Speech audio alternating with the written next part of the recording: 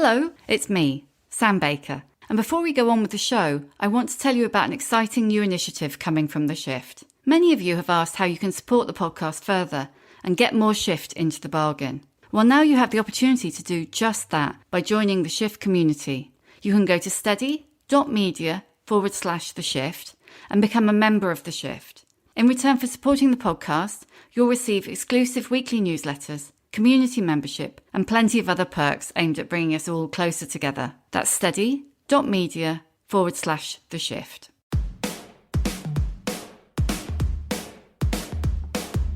Hello and welcome to The Shift, the podcast that aims to tell the no-holds-barred truth about being a woman post-40, created and hosted by me, writer and broadcaster Sam Baker. When you enter a relationship, you rarely consider how it might end. Let's face it, how many of us would ever do anything if we crossed that bridge before we came to it? For today's guest, writer and therapist Amy Bloom, that bridge came all too soon when her husband Brian was diagnosed with early onset Alzheimer's and decided he would rather die on his feet than live on his knees. It was a decision that sent the couple on a journey from the east coast of America to Dignitas in Switzerland. Amy's memoir, In Love, is the heartbreaking account of that journey. But as the book's title suggests, this is also a tender, hopeful, and passionate love letter to a man whose belief in human agency extended to his own death. He was not going to recover. That's what we understood. Whether it was 5 years or 10 years, his body was going to outlast his mind. And, if he was a big, strong guy, if his body lasted 10 years, his mind was not going to last even half that long. Just in case it doesn't go without saying, in parts this is not the easiest listen. Amy talks openly about the reality of an early dementia diagnosis, the right to die, and living with her husband's decision to do so. But also the advantages of being older when you fall in love, why you should marry because of each other's faults, not in spite of them, why women often blow up their own lives in their 50s, and her lifelong love of tarot.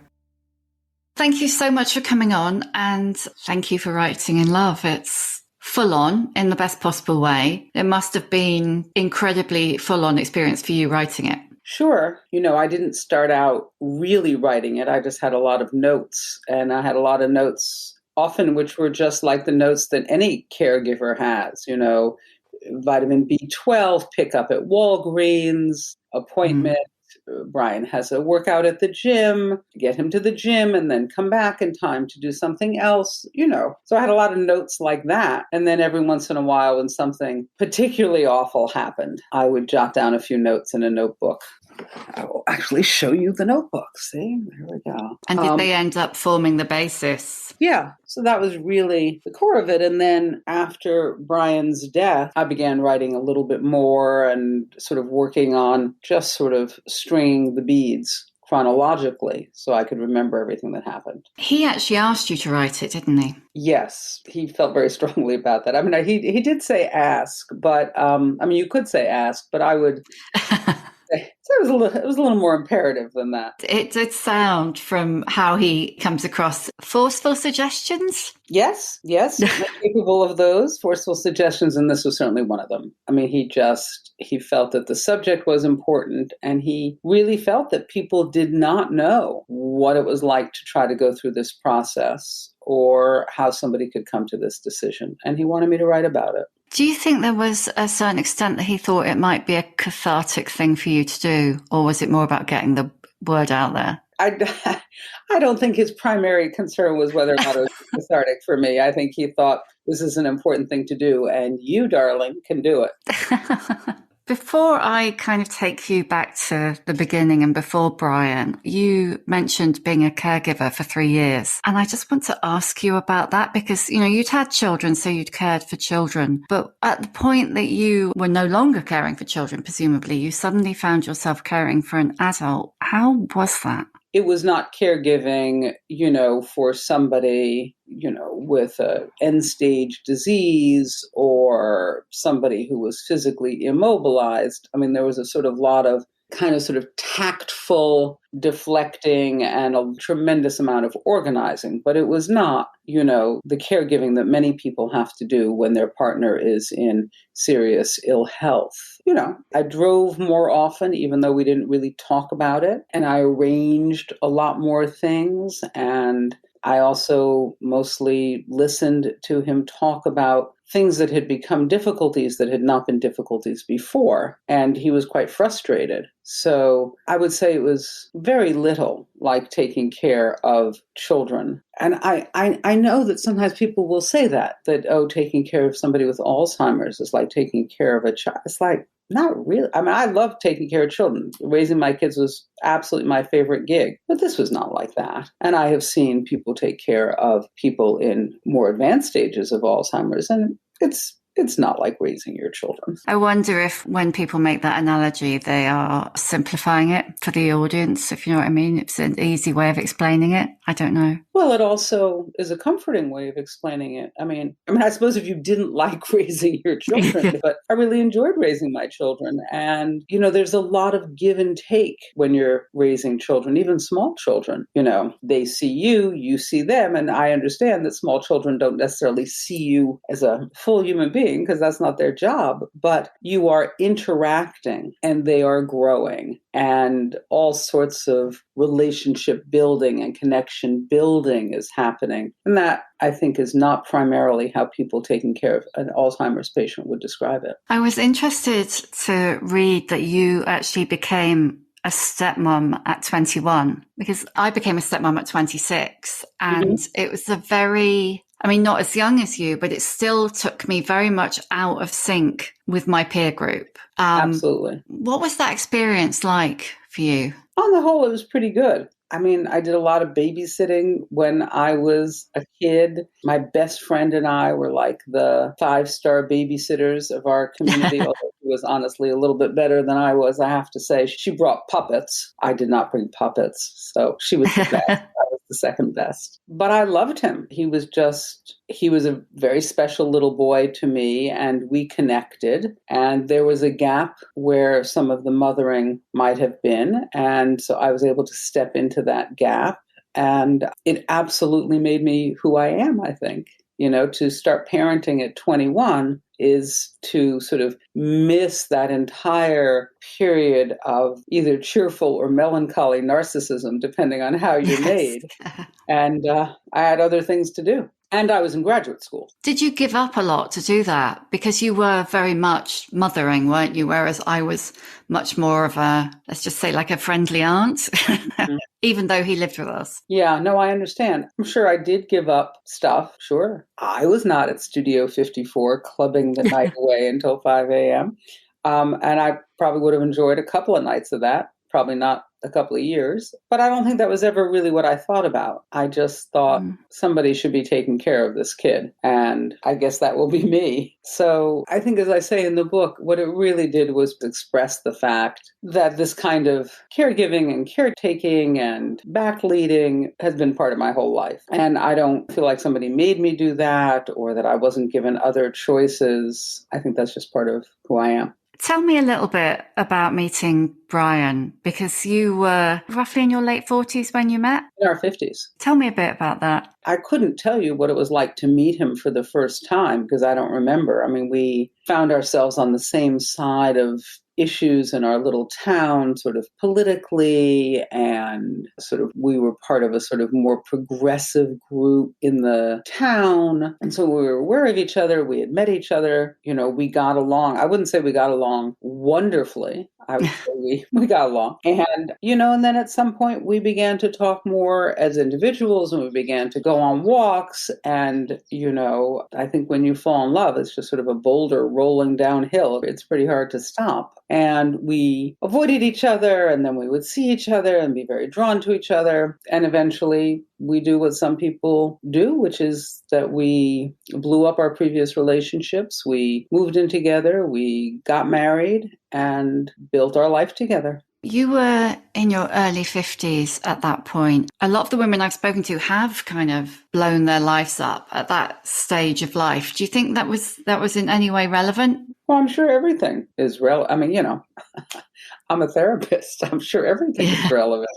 Often, not only in my experience, but in my clinical experience, people's children have left the house. The major binding ingredient has disappeared. Now, that's not necessarily true from the children's point of view, but from the parents' point of view, that glue, that other subject, that third point on the triangle that props up the pair, is absent. And I don't think it necessarily reflects a decision on anybody's part to be like, the kids are out the door, here I go. Although I know that happens sometimes. I think sometimes it's like, the kids are out the door, why am I here?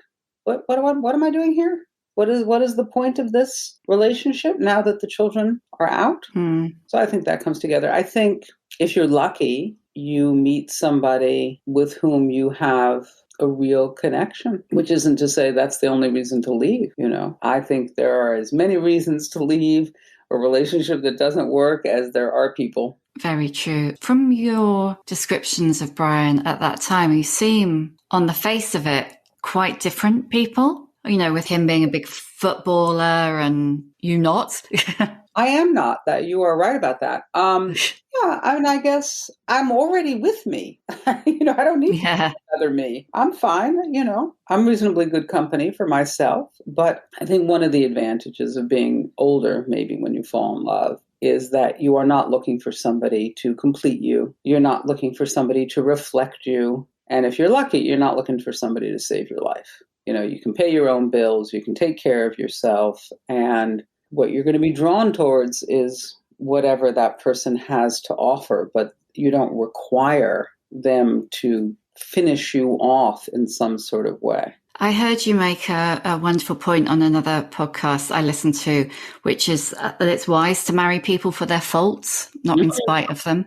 Well, the faults are not going to go away, and everybody has them, and it would be good to like your partner's faults more than other people's faults. For example, I am not a big fan of the kind of partner that you have to coax along. Come on, you can step off the curb. It's okay. The light's red. We can cross now. I'll hold your hand.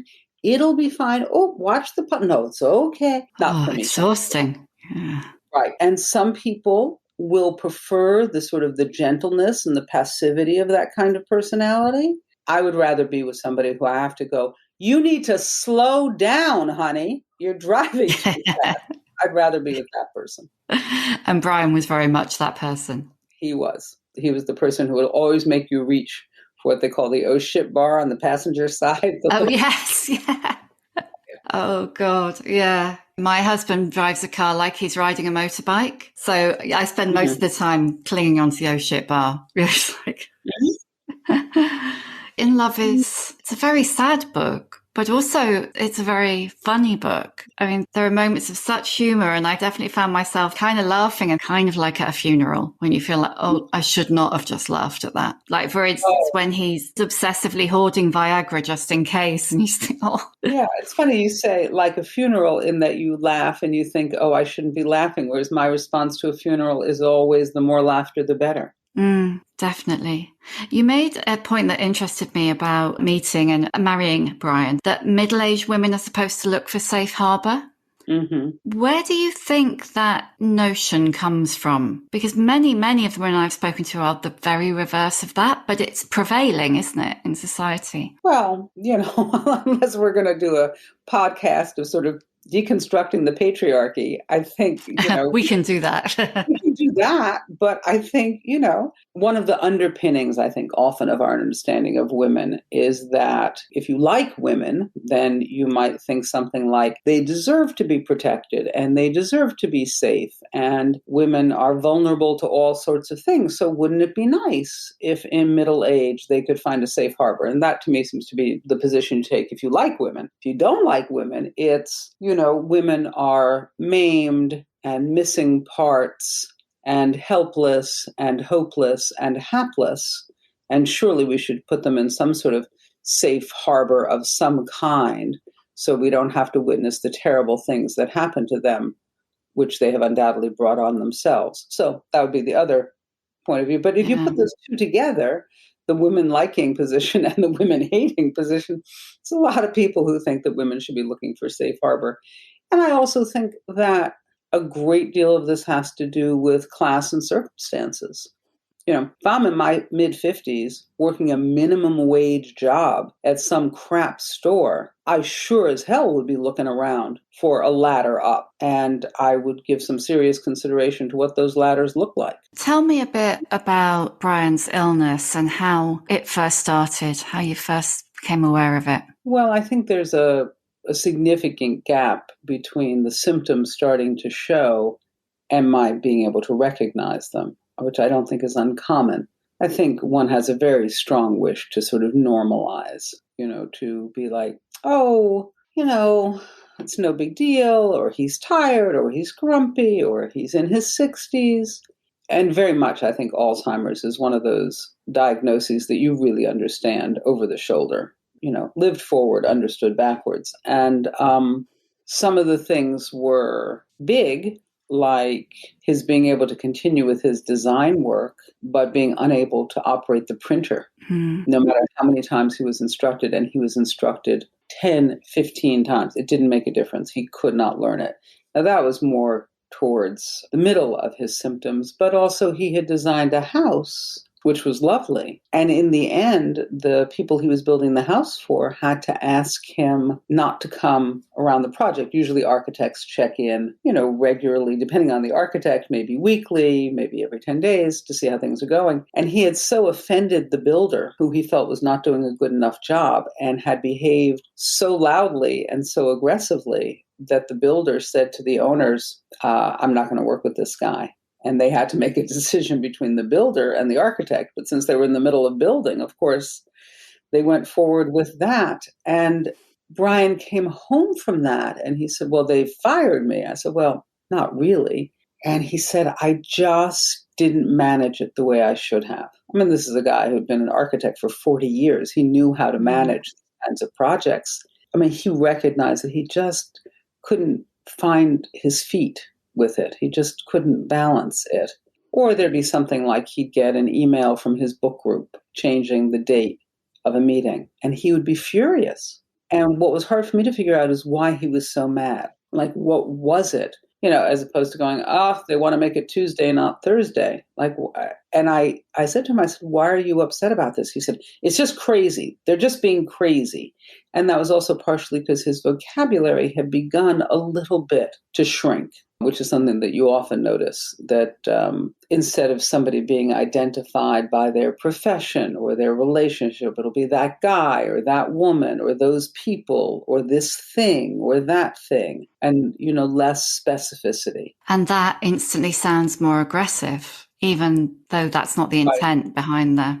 Right. And you do very much, you can sort of feel somebody looking through, trying to make their way. But it's also the case that if you have a high IQ and a big vocabulary, you can really make this hard to perceive for a long time. What about between the two of you? Were there moments, with the benefit of hindsight, where you think, then that was a thing? Oh, all the time. There were lots of them, whether they were about communication, but more often about memory, more often about scheduling. I noticed that he basically stopped reading for pleasure, and he had always been a reader. And the things that seemed sort of complex, or he would complain about the formatting.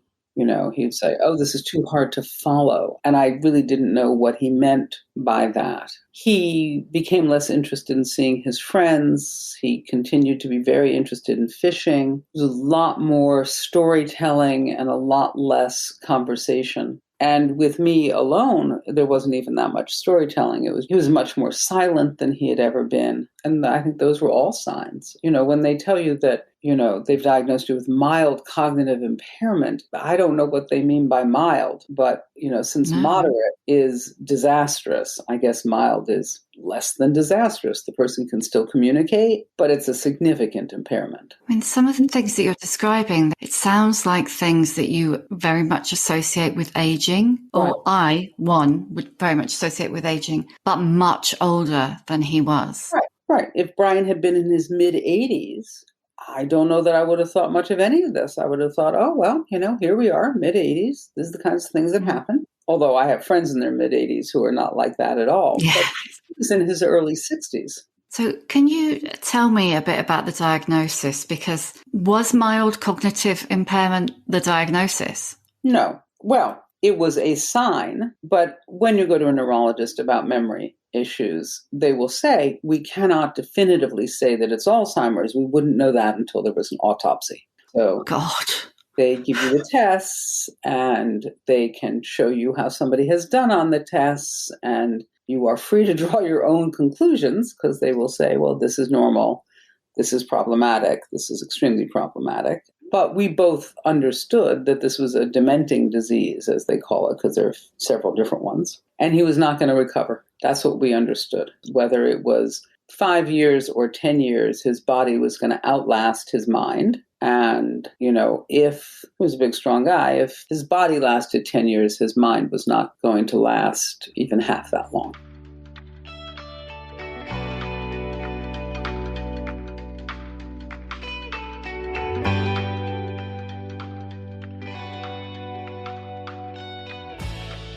And did the medical professionals that you were dealing with, did they offer up any, I don't want to say solutions because obviously there aren't any, but was it just, here's the diagnosis? It's like there aren't any. So, these poor people, what are they going to say to you?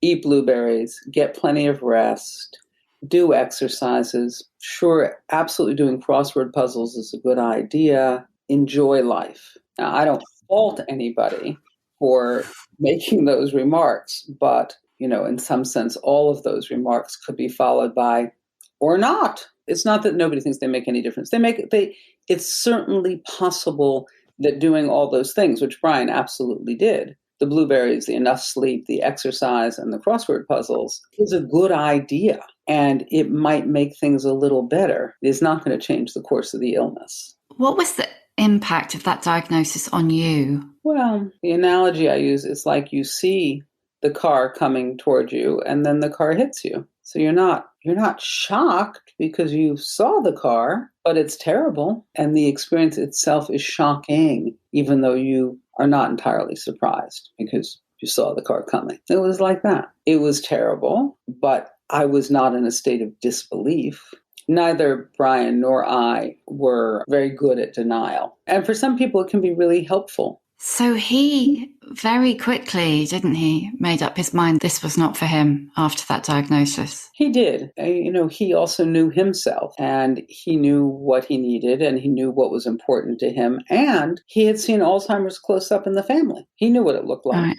So what you mentioned earlier, that moment of us being like, oh, we'll just see what happens. We knew what was going to happen. And two of his very close friends, both of whom had played football with him, both were diagnosed with Alzheimer's before he was. So we had seen it in variations. And so I guess in some sense, what was not available to us was, oh, we'll just see what happens since we have no idea. We knew exactly what happens. And that was part of what I think helped him focus within himself with so much clarity and so much strength of purpose from the very beginning. He knew exactly how it goes and what it looks like, and that nobody could guarantee us how long a window he would have in which he was functioning well cognitively and would be considered to be able to make good decisions. And we knew that window was there now, but nobody could tell us, oh, you've got a couple of years. Did you discuss the decision or did he kind of hit you with it? Well, he told me what he had decided, and I said, you don't have to do that. I will take care of you. I can protect you. I can manage, and I'll keep you as home as long as possible. And he said, you're not really hearing me. He said, I know you could do all of that. That's not what I want. That's not how I want to live, and that's not how I want to die. And you love me, and you're going to help me. And that was true. Tough call, though, for you. Well, it was very painful. It wasn't tough in the sense that I thought, oh, what a crazy decision. I have to talk him out of it. I understood the decision. I probably would have made the same decision myself. And I admired him and I respected him. And I did not disagree with his assessment of himself when he said to me, you know how I am. I'd rather die on my feet than live on my knees. And I thought, I do know how you are. Yeah, and that, as you say in the book, that was the person you married. The person I married is the person I chose, the person I wanted to throw my lot in with, and that did not change. You talk about kind of having a loop in your mind of fear of being a bad wife. Yeah. I mean, I didn't really think I was a bad wife. I actually think I was quite a good wife. But I did sometimes think, maybe somebody else would have spent months and months trying to talk him out of this. But I think that was also expressive of our relationship, which is that we did really know who the other person was.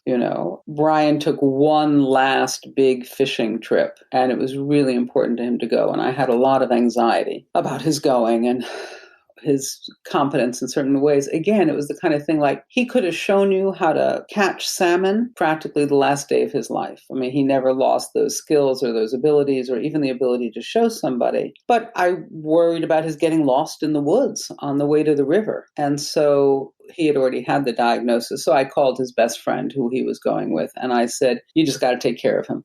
I said, and I know he's not going to ask. And I realize you are all men. So I'm just going to take that into consideration and say you have to make looking after him a priority. And of course, his friend who loved him so said 100%. And Brian, had a wonderful time. He was gone for 5 days. He had a ball. Great fishing, great pictures. And I'm glad, even though, I don't think I slept for the 5 days. Yeah. Did you sleep very much at all during this whole time? Remarkably little. I mean, I feel like for an old lady, I did very well on not a lot of sleep.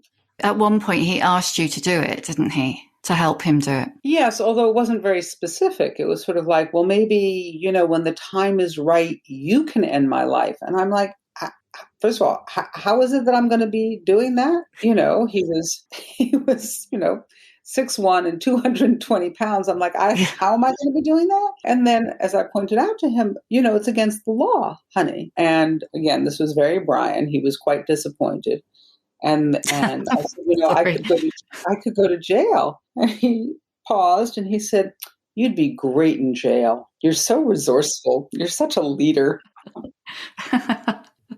You'll be running that place in no time. Mm-hmm. And I'm happy that I didn't have to do that. I can't say that I wouldn't have or I couldn't have, but I am very glad that Dignitas was there to make it peaceful and painless, and that I could hold his hand and be with him. At the point that he said, I don't want a long goodbye, did you have any idea the extent of the lengths you'd have to go to deliver that? No. Sometimes it's probably better if you cannot see the whole height of the mountain before you start the journey. Do you think he thought that you'd be able to do it in the States? Well, originally we both did. I mean, we're both reasonably well-read people. We were like, oh, there are right to die states. And so I researched them, only to discover that it is a very small eye of a very thin needle intentionally. The goal of the laws is not to, for example, relieve suffering for as many people as possible. The goal is to make sure that the number of people who can take advantage of this is very, very small. And in any case, none of it applied to people with Alzheimer's, because although it is a terminal illness, it's not like pancreatic cancer. It's not a swift-moving illness. I mean, it's more swift-moving than some, but the laws that are set up so that when you have 6 months to live in your terminal illness, and there are 2 doctors who testify that you have 6 months to live, that your body will expire in 6 months, that makes you eligible. So these laws have nothing to do with anybody who has Parkinson's, who has, maybe some people who have ALS. So if you have a long and fatal illness, these laws are of no use to you at all. I mean, the crucial bit of that is 6 months for your body to expire, isn't it? Right. And that just doesn't take into any account what your mind is doing. Right. And, it is not just with Alzheimer's, but with so many diseases. You get to the last 6 months of somebody's terminal illness. For many people, they are not able to function cognitively the way the laws would require them to. I mean, to be 6 months from that point with Alzheimer's, you'd be very long past Indeed. Making that decision. Years past. How did you plural, go about deciding what time was the right time? Well, I think it required both of us to understand that the right time was going to be when it was possible and when Brian would meet the criteria and still be cognitively functioning. And as Brian himself said, this is the kind of situation where you have to leave early or you don't get to leave at all.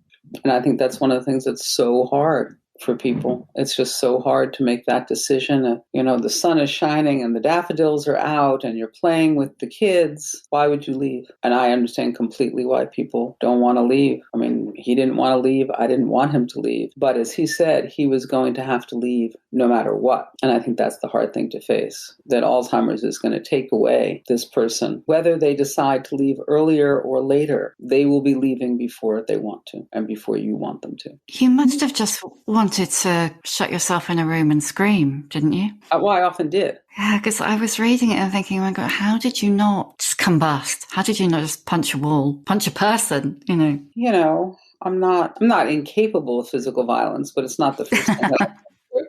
And no, I spent a lot of time, when I had 10, 15 minutes, an hour to myself, just crying and yelling and going for a walk and screaming and, throwing rocks into the marsh, all of which I think is to be recommended, especially if you have to then get back to work. I mean, I think that's one of the things that struck me through all of this. And you write so incredibly movingly about the last few days of Brian's life and the trip to Zurich and, the toast on the plane and the stewardesses behaving the way they've always behaved and like batting their eyes at your gorgeous husband. And I suppose what I was thinking through all of it, and it says much more about me than it does about your situation or you, but I was just thinking, what about you in all of this? Well, I think that the me in all of this tells the story, I'm not much of a why me person. I think I was raised by the kind of, my parents were sort of old school. I was raised by the kind of people who were like, why not you? Terrible things happen. What do you mean, why you? Terrible things happen everywhere all the time. Why not you? And I think I probably internalized some of that. It was just hard in lots of complicated ways. And I did want to do my best to sort of both give a portrait of the marriage and a portrait of this process. So I thought it was important, to acknowledge how many times I burst into tears or, was downhearted or angry or scared out of my mind, because that's all part of it. Having a spouse or a parent, but especially a spouse with a dementing disease does not mean that the person who's doing the caring stops being a person. You have to change some of the ways in which you express yourself and manage things. But, you go on being a person, which is part of what's so painful. Yeah, this was 2.5 almost years ago now. And you had to get back on the plane with your lovely friend who came to meet you and go back home and go back on with your life. And while you were going through that process, the world melted down and global-ish lockdown. I mean, were you on your own? Were you locked down alone at that point? Well, as it turns out, the lockdown for me was a very different and better experience than it was for so many people. My daughter and her wife and their baby were in Brooklyn, and my daughter called me and said, they've just shut the preschool and we both have to work full time from home and there is no childcare. It's over. There's no babysitting. There's no childcare. There's no daycare. And I said, come on up. So they got in their little tiny Brooklyn clown car and came up, and we lived together for the next 5 months. And that was a tremendous gift. It's not a gift I would have known to ask for. It's not a gift I could have imagined wanting or needing, or that would be the best thing. But it turns out that was the best thing. And I was incredibly lucky and grateful to have them with me all the time. And basically, I took care of Zora for, 4 or 5 hours in the morning. And then we would have the handoff and I would go to my office and I would cry or I would nap or I would cry and nap and write. And that was usually my afternoon routine. And then we would all have dinner. So a real lifesaver in a really strange way. Absolutely. To have that much life brought to me was a real gift. I want to ask you about tarot. It was really interesting to me that someone who's, a trained therapist, I kind of wouldn't have thought you'd be into tarot. I love that you are. But what is it?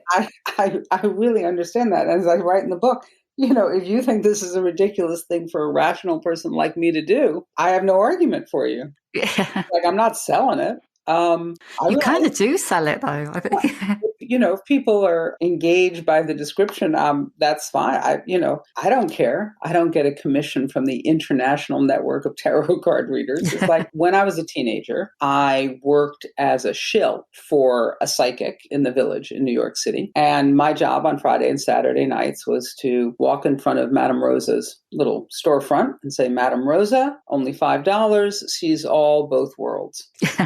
So I'm very familiar with tarot cards and how to read cards. And for me, it's helpful. I don't ever build my life decisions around it. It doesn't tend to guide a lot of my behavior. But for me, it's a little bit like poetry. It's all metaphor and it's interesting. And sometimes the metaphors capture my imagination and can lead me to think more deeply or more widely or more creatively about a difficulty. And there you have it.